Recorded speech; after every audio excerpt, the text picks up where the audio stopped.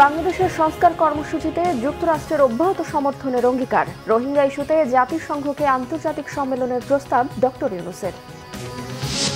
হত্যা মামলায় সাবেক শিল্পমন্ত্রী নুরুল মজিদ কারাগারে, নতুন মামলার আসামি সালমান, আনিসুল, পলক ও দীপুমণি। নিজেদের আধিপত্য বিস্তারেই ভারত শেখ হাসিনাকে চায়, মন্তব্য রিজভির। স্বৈরাচার সরকারের নির্যাতনের শিকার অনেকেই, অভিযোগ মঈন খানের।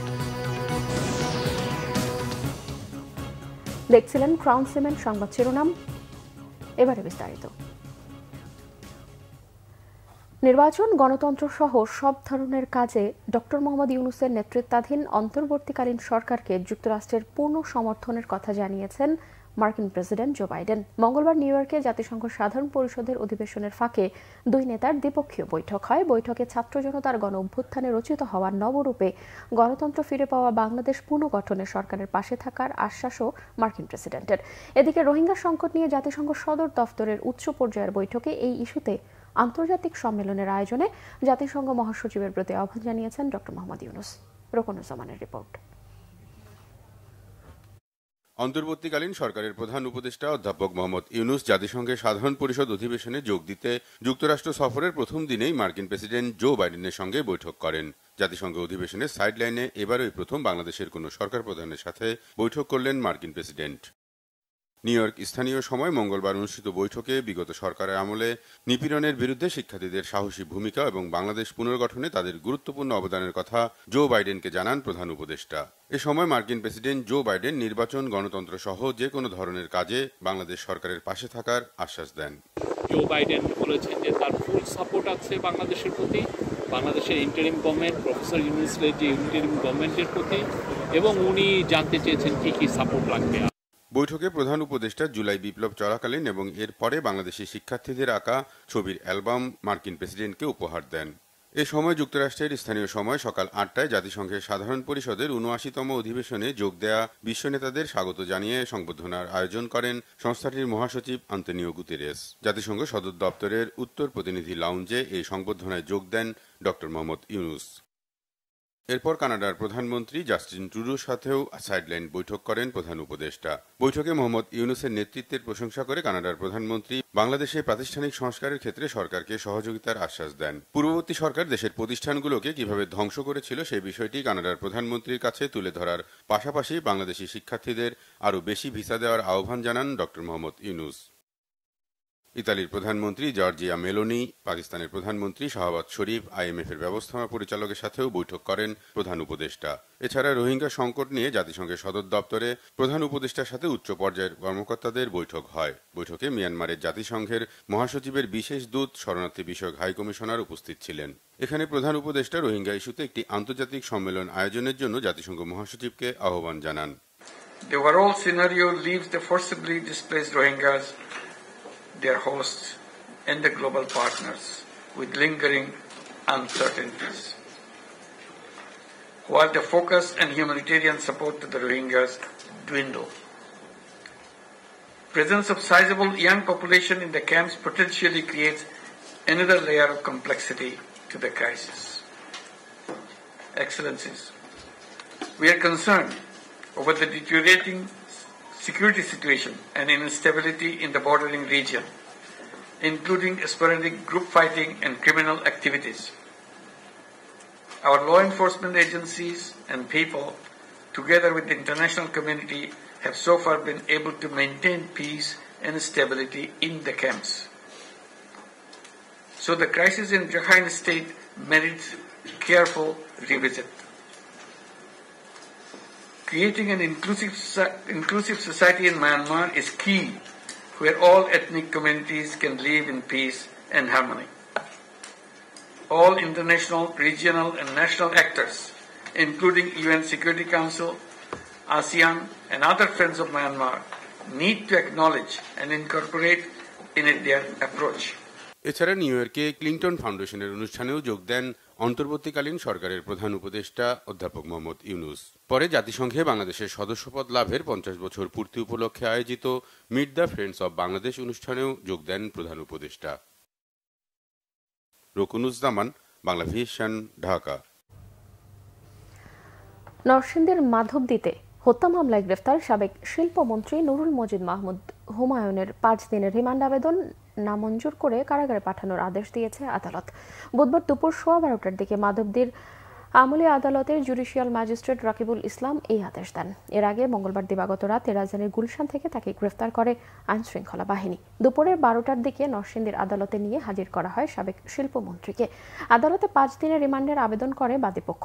আদালত রিমান্ডের আবেদন নামঞ্জুর করে কারাগারে পাঠানোর নির্দেশ দেন।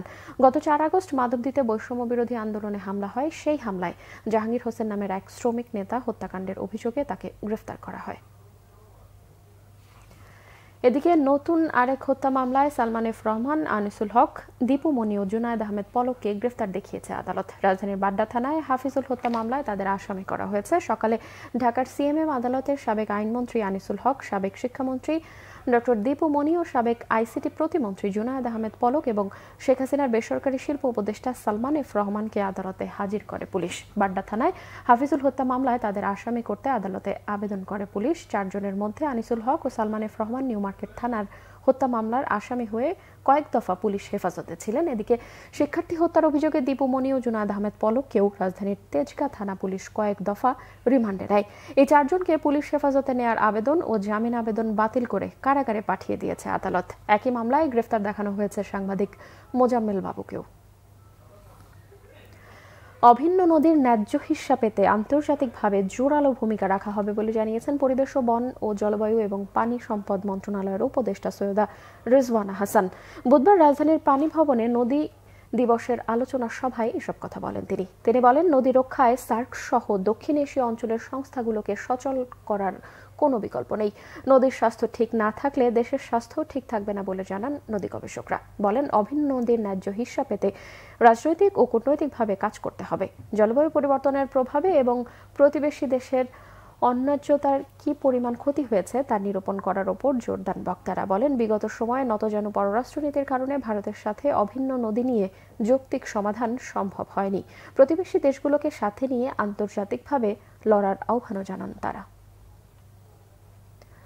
বিএনপির সিনিয়র যুগ্ম মহাসচিব রুহুল কবির রিজভী বলেছেন, ভারত বাংলাদেশের জনগণের সাথে নয়, শেখ হাসিনার সাথে বন্ধুত্ব চায়। নিজেদের আধিপত্য বিস্তারেই ভারত শেখ হাসিনাকে চায় বলেও মন্তব্য করেন তিনি। রাজধানীতে এক আয়োজনে বিএনপি নেতা রিজভী বলেন, সংস্কারের যে কথা বলা হচ্ছে তা দীর্ঘদিন ধরে আলোচনা হচ্ছে। সেক্ষেত্রে সংস্কারে বেশি সময় লাগার কথা না বলেও দাবি করেন তিনি। শেখ হাসিনা সংবিধানকে কেটে তার মতো করে মুড়ির ঠোঙ্গা বানিয়েছিল বলেও মন্তব্য তার। রিজভী বলেন, দুর্গোৎসবকে সামনে রেখে ইলিশ পাঠানো হচ্ছে, এতে কোনো সমস্যা নেই। ইলিশ রপ্তানিতে বিএনপি কখনোই বিরোধিতা করে না, কিন্তু ভারতের স্বরাষ্ট্রমন্ত্রী বাংলাদেশিদের নিয়ে কটূক্তি করলে বাংলাদেশের মানুষ আবেগপ্রবণ হবেই। যারা বাংলাদেশের সাথে কৃতদাসের মতো আচরণ করে তখন কেন ইলিশ রপ্তানি করা হবে তা নিয়ে অর্থ উপদেষ্টার উদ্দেশ্যে প্রশ্নও রাখেন রুহুল কবির রিজভী। ভারতের স্বরাষ্ট্রমন্ত্রী বলছেন, এখানে বাংলাদেশি কাউকে যদি দেখো সীমান্তে, তার পা উপরের দিকে ঝুলিয়ে রেখে শাস্তি দেবে। তখন আমার তো আবেগ আসবে না। এরা তো আমাদের সাথে বন্ধুত্ব চায় না, জনগণের সাথে বন্ধুত্ব চায় না। এরা বন্ধুত্ব চায় শুধু শেখ হাসিনার মতো একজন ভয়ঙ্কর রক্ত পিপাসু। এরা বাংলাদেশের জনগণকে ওরা পছন্দ করে না। ওদের পছন্দ একটাই, যে শেখ হাসিনা থাকলে বাংলাদেশে তারা মাতবরি করতে পারবে। শেখ হাসিনা থাকলে ভারতের আধিপত্য বাংলাদেশে বিস্তার লাভ করবে। এই তখন তো জনগণের মধ্যে আবেগ তৈরি হবে যে ভারত যদি আমাদেরকে দ্বিতীয় শ্রেণীর তাদের নাগরিক মনে করে, তাহলে তো আমাদের আবেগ চরম আকারে ধারণ করবে। নাগরিক ঐক্যের সভাপতি মাহমুদুর রহমান মান্নাকে বিগত স্বৈরাচারের সরকার বিদেশে সুচিকিৎসা করতে না দেওয়ায় তার শারীরিক দুরবস্থা তৈরি হয়েছে, অভিযোগ বিএনপির স্থায়ী কমিটির সদস্য ডক্টর আব্দুল মঈন খানের। রাজধানীর বিএসএমইউতে চিকিৎসাধীন মাহমুদুর রহমান মান্নাকে দেখতে গিয়ে কথা বলেন মঈন খান। এ সময় চিকিৎসকদের সাথে শারীরিক অবস্থার খোঁজ খবর নেন ডক্টর মঈন। পরে সাংবাদিকদের বলেন, বিগত সরকারের জুলুম, নিপীড়ন আর নির্যাতনের শিকার মান্না।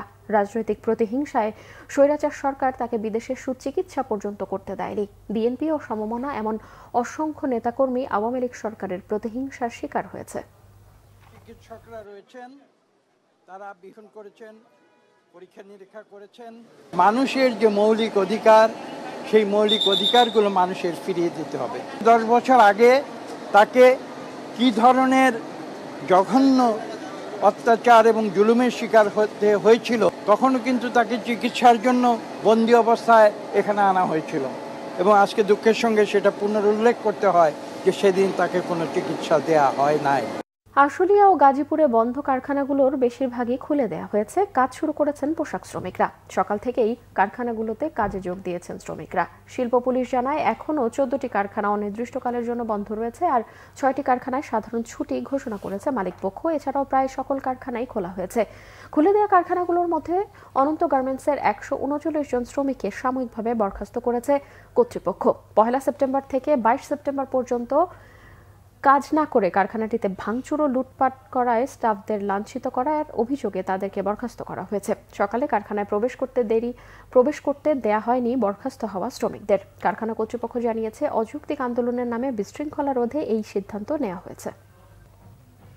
দর্শক, এই ছিল এখনকার মতো। পরের সংবাদ সন্ধ্যা 6টায়। এর আগে বিকেল 5টায় রয়েছে নিউজ টপ 10 দেখার আমন্ত্রণ রইল। এছাড়াও বাংলাদেশের সংবাদ ও সংবাদ সংশ্লিষ্ট অনুষ্ঠান দেখতে ভিজিট করুন www.bvnews24.com ও facebook.com/bangladeshinews এবং সাবস্ক্রাইব করুন youtube.com/bangladeshinews।